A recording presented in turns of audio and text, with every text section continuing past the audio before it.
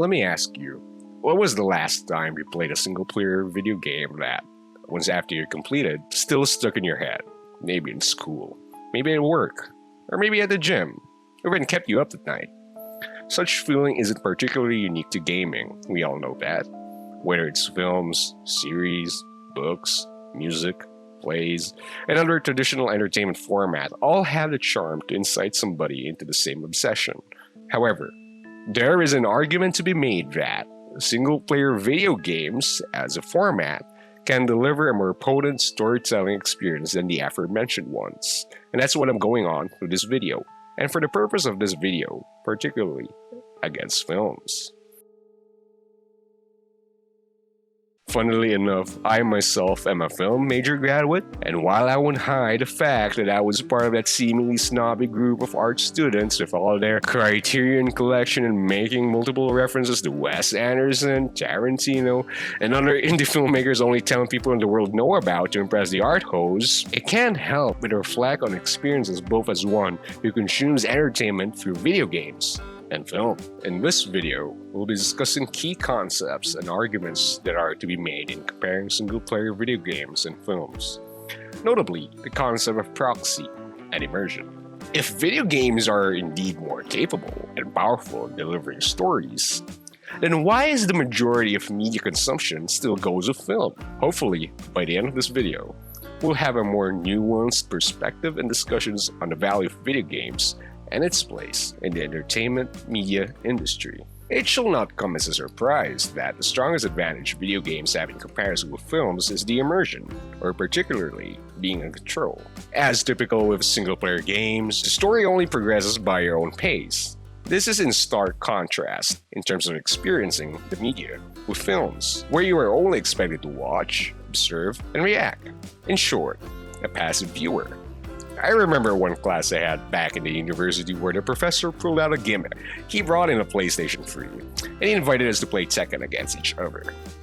I was curious and at the same time entertained by the idea that, well, not only are we actually skipping lecture time, but Tekken also happens to be one of my beloved games ever since I was a kid. Finally, when each pair of students have ended our game time, we were asked to look back in the moment we were playing, and how we felt, and our reactions, etc.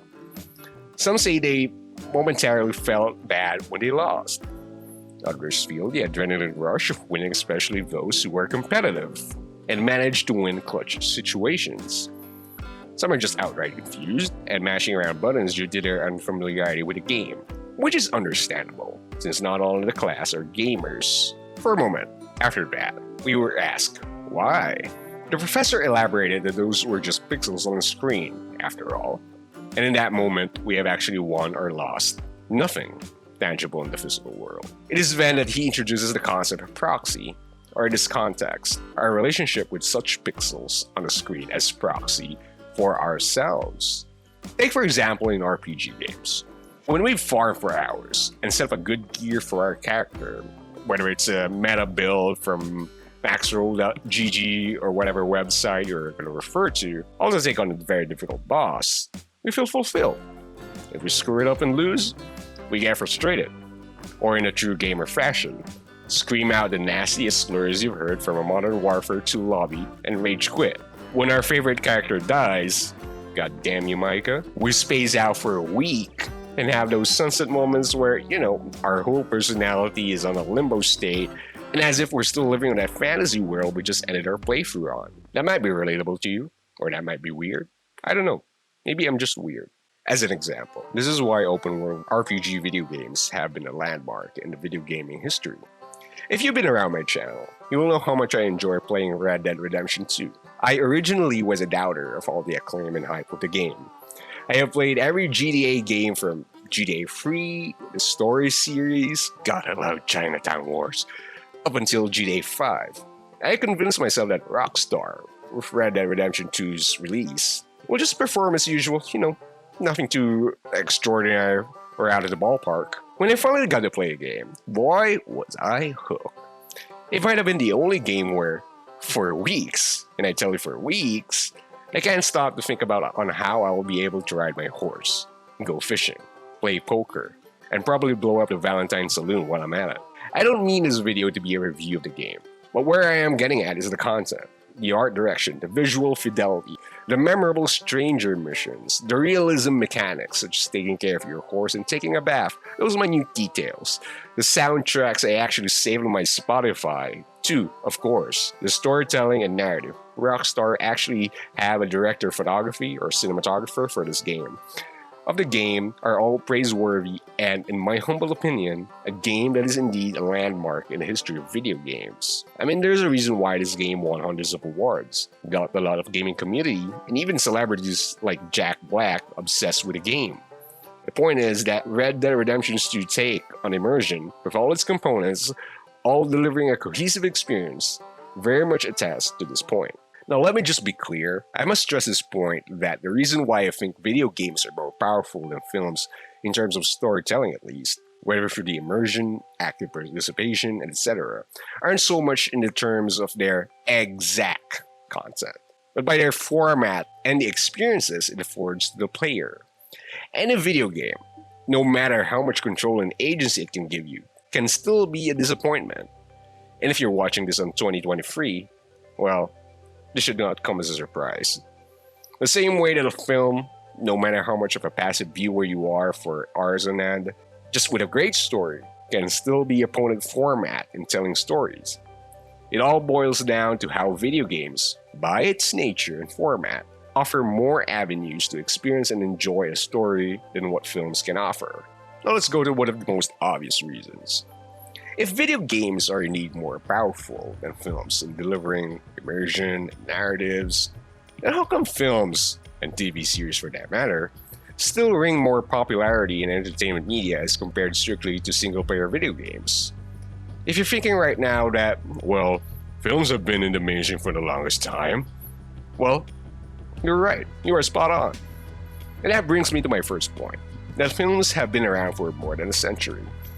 Video games, just for some decades. By virtue of time, it makes sense that films are more entrenched in the mainstream entertainment industry than video games are. Not to mention, big production studios in Hollywood have engineered a production machine that essentially makes filmmaking profitable for producers. And that's why I'm a film major as well. Whether this be through casting of select actors, sponsors, and other sales channels that makes them a lot of revenue. My last point is perhaps the largest and commonsensical reason of film's dominance against video games, and that is the barrier of entry for consumers. If you want to play a video game, you'll need to have the appropriate hardware to be able to play the game, whether it be a console or a decent to high-end PC. And these things require a hefty payment, which not everybody can comfortably afford. Specifically with PCs, as a PC gamer myself, I understand why most people can get intimidated with all the prior knowledge they have to know in building or even just buying a pre-built PC. Though I'm not really sure why would you do such a thing. What motherboard are you choosing? CPU? GPU? DDR4 or DDR5? Will this component bottleneck performance? Compare and contrast with consuming films. Virtually anybody, even just a smartphone, can consume films through subscription services, not to mention the greater convenience with the experience. We have your regular John Doe coming home tired from work, and all he has to do to entertain himself is to stare and listen to frames and frames of pixels from a screen. I think we can all agree that there's really not much of a concerted effort to enjoy film nowadays as compared to operating a controller or a mouse, a keyboard, and consuming entertainment media. Well, how about mobile games? Do you guys not have phones? Yeah, you guys all have phones. Sure, you can argue that point. But as far as from the get-go of this video, we're focusing on single-player immersive story-driven games. And while there have been actually ports of certain titles like Grand Theft Auto to fit the mobile hardwares, in general, mobile video games have been synonymous with microtransactions-ridden mechanics that puts profit over narrative. In conclusion, here's what we can infer from all the points that have been discussed. That, first, video games, as a storytelling format, can offer more immersion, more agency, and more attachment and content to consumers, as opposed to films. To reiterate what I've said before, this doesn't actually guarantee, evidently, that the enjoyment of video games will always trump over the enjoyment of watching films. Content and story is still the central piece of this two media. While we know the fact that film consumption still has the ease of accessibility for consumers as opposed to video games, whether it be through the aspect of technicalities such as having the proper hardware, or the fact that it's just easier and more convenient for people to watch a film than to play a game. However, this can be seen as another way to look at how people are rewarded, corresponding to the effort and time they put up with the medium. While video games indeed require more effort, time, and energy to consume, it presents more opportunities and experience for one to be immersed and entertained. And that all ties back to the main argument of this video. Overall, this video is not meant to devalue films. I mean, as a film major myself, that would have shot myself in the foot. It's not exactly what I would want to happen. Rather, while I do have my biases towards films, I really can't call myself to be reasonable, to be ignorant, and go with false assumptions towards what is heavily and objectively apparent in video gaming, both from my experience and what we can see for the past decades. Gaming has been a great part of my life, and so does film.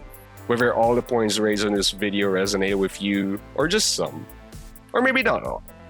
I hope this opens up a new perspective on how we appreciate the art of storytelling with all the technological advancements we've had throughout the years.